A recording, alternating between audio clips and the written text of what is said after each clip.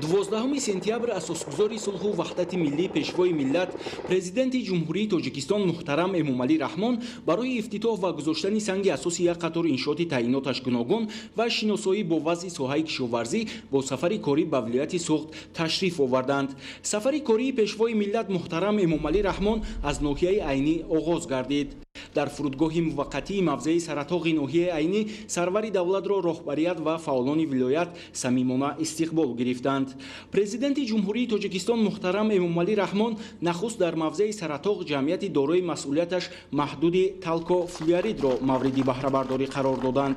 Зимни шиносоӣ бо раванди истеҳсолот иттилоъ дода шуд, ки корхонаи мазкур дар майдони 9 гектар бунёд гардида барои анҷоми корҳои сохтмонӣ ва васлу насби технология $10 миллион амрикоӣ харҷ гардидааст.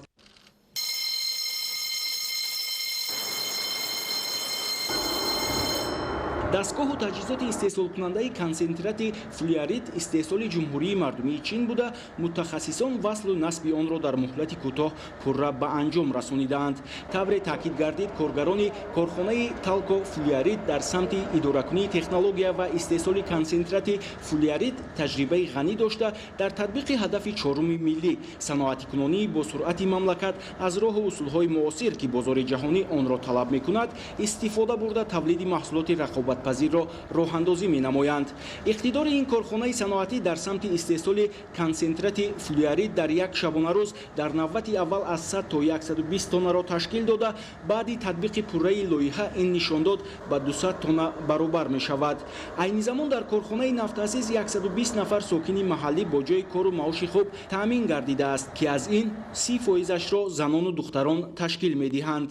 Ба сарвари давлат муҳтарам Эмомалӣ Раҳмон иттилоъ дода шуд, ки бо татбиқи пурраи лоиҳа ё худ ба кор даровардани иқтидорҳои нав дар ин корхона шумораи кормандон ба 240 нафар расонида мешавад. Тибқи маълумоти масъулон дар корхонаи мазкур, дар асоси лоиҳа бояд 3 партовгоҳи истеҳсолӣ бунёд карда шавад. Айни замон бо ба инобат гирифтани иқтидори мавҷуда як партовгоҳ мавриди баҳрабардорӣ қарор гирифта, амбори ҷамъоварии ашёи хом ҳам бо ғунҷоиши 15 000 тонна маъдани флюорид дар масоҳати 3 гектар бунёд гардидааст.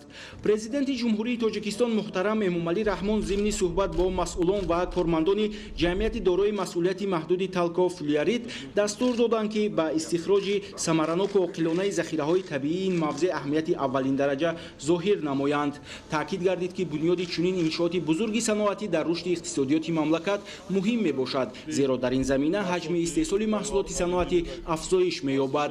Ашёи хом ё худ маъдан аз масофаи 23 километр аз кони Қазноқ ба ин корхона оварда шуда мавриди коркард қарор мегирад. Дар ин мавзеъ боз ду кони дигар мавҷуд аст, ки дар натиҷаи гузаронидани корҳои ҷустуҷӯии геологӣ имкон аст нишондиҳандаҳои истеҳсолӣ боз ҳам афзун гардад. Ҷамъияти дорои масъулияти маҳдуди талко флюорид дар самти содироти маҳсулот аллакай бо ширкатҳои бонуфузи ҷумҳурии Ӯзбекистон ва ҷумҳурии Қазоқистон шартномаи ҳамкорӣ ба имзо расонидааст.